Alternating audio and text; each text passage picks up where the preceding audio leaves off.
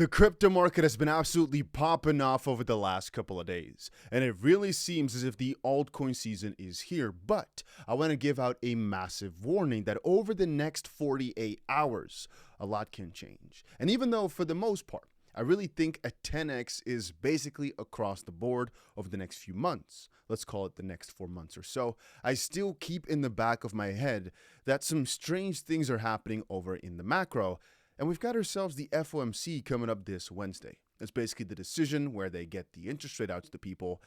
And I'm warning everybody right now that even though on the 3-month outlook, we are crazy bullish right now, on like the 3-day outlook, I'm being a bit more suspicious of some shenanigans. If you've been in crypto for a while, you already know. This space is full of shenanigans. And what I mean with that, I mean that all of a sudden, things are looking beautiful, good, and they smack you in the face. They smack you with severity to put you back in your place and to stop you from ever believing in something again. And you know how I realize that is because right now we are in one of the most abundant, craziest freaking gain phases in our entire life. I personally think this is the easiest money we have ever seen. And then I look at the comment section and people are bearish. People are saying, oh, but what if this, then what if the run of the, what? What are you talking? How do you dare speak this to me? These thoughts. It makes me think of this tweet right here. This is a post by Nexus of yesterday. He said, feel quite uneasy with the market as a whole right now. Not gonna lie. And even though to a certain extent, I'm also realistic, I can resonate with that because whenever things are doing too good, there's a bit of an imposter syndrome, right? And to a certain extent, even though the crypto market is not up that much, it's the best we've seen in many, many weeks. So it just feels like this can't be sustained, because if it is, and we are seeing the altcoins break out on almost any field, then this means altcoin season is here and no sleep season is back. But I had to unfollow him because, well, that's a freaking lack of testosterone right there. What a freaking bitch. What a freaking pussy. That's the best thing I can say right now on the matter. Because what a weakling to think that the market's going to end right here. Oh, I'm feeling a bit uneasy. Shut up.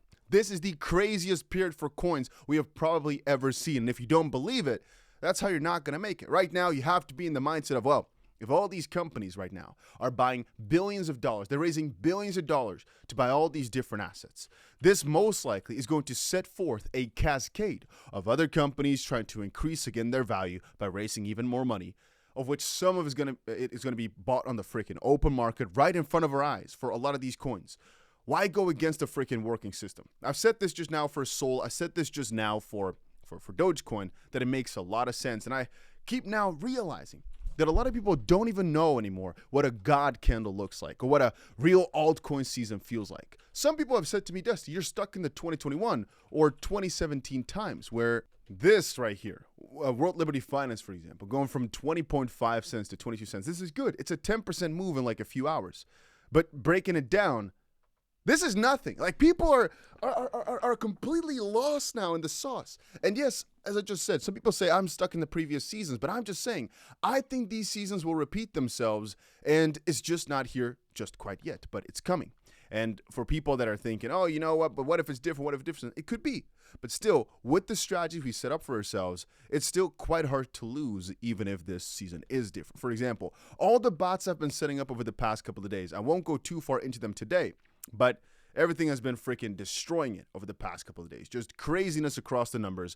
And even for some of these, they're doing better than I could have anticipated and different ones than I would have anticipated. For example, right now, taking a look at it, if we take a look at the numbers here, you know, it's like, what? This coin bot stack was at minus just yesterday. Right now it's plus 32,000. The total bots here are plus, let's call it like $250,000 or so in just a few months. Still absolutely crazy. And I still personally think that the majority of the gains, even if you look at coins like Peppers, are not seen because we've not even breached the all-time high. We're doing good. We're putting up some good numbers. But first of all, we can get slapped in the face just this Wednesday based on the FOMC. Again, I have to put it forward that this is a very important date that a lot of people will be trading. Expect some shenanigans throughout this week. And whatever happens, I personally think after FOMC is going to set the tone. If we break just before it, it could funnily enough be that right afterwards we get a massive uptick again. If we go bullish into it, most likely that will set the tone for the entirety of the season here. And it's just full on ripping from here on forward. There's also a chance that we kind of decline before that, and that kind of continues for a little bit. gets you, again, potentially some way better entries. And again, Cred's tweet here goes quite hard. Market goes up. This is the final inning. Last opportunity ever to escape the underclass and click into wealth. If the market goes down, which again is a possibility, no rush. Risk management first. Wait for better conditions. The market isn't going anywhere. So what exactly are my strategies? I'm going long like a freaking maniac, but in reality, I am warning people now, just some logical warnings here, that it's not the stupidest of ideas to cash out on some of the winners if you've got some. I'm not saying sell everything. I'm just saying cash out some of the winners to get some of the liquidity back, because it's profit you're cashing out anyway. If the market does go for a crazy shenanigans turn around the FOMC, it's nice if you had some liquid funds to buy that dip again. And sure, you're not going to gain as much if the market goes hyper exponential on the move. But then again, if you only cash out a small portion, you've got a little bit of leeway again to buy that dip. Or if the market goes exponential, at least you're making gains on the majority of your positions, right? As even I personally would not close them fully, but just potentially get some liquidity back if you didn't really have much. Now, there's more important things happening. I mean, on the one hand, we've got new ETFs coming up. Again, on another side, we've had these DATs, these digital asset treasury companies buying bulks. And it really made me realize, if all the announcements over the past couple of weeks all have to do with more institutional adoption, more institutional interest, it's kind of funny how we're looking at the retail FOMO, the retail sentiment, and making decisions, when in reality, the ETFs right now have had some of the craziest days. Like today was a massive day. BlackRock to tokenize funds with real-world assets and stocks to put on the blockchain. Why are we listening to all that when in reality, all we should be doing is, I'm talking the retail, and all we should be looking at the institutions. Are they still excited? Yes or no? And we go with that flow. Thus far, it's worked flawlessly. Why go against that quote-unquote working system? Now, again, the freaking buys that are going on right now is just absolutely insane. I still stand by it. It's absolutely massive. Galaxy Digital buying freaking millions of dollars worth of Solana. They still got a lot left. Also, if you're wondering what the next big trend of the cycle is going to be, thus far, it seems two main things stand out.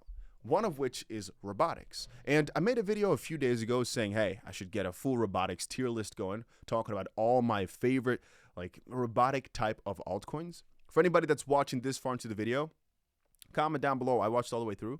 Just comment that down below. I want to know, right? Out of all the thousands of people who watch these videos, how many actually look at it, right? Because I'm giving y'all a little insider tip, not officially insider, but my insider thoughts on this. I personally think that robotics as a concept in crypto will probably have a pretty big win this cycle. I talked about it last week. I'm going to say it here again.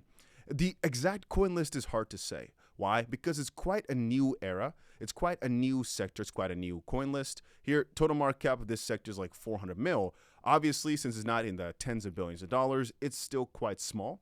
But if it's doing really well, all this chip stuff, all the robotic stuff is doing really well in the traditional markets, usually, just like with AI, that transfers over to crypto with some delay.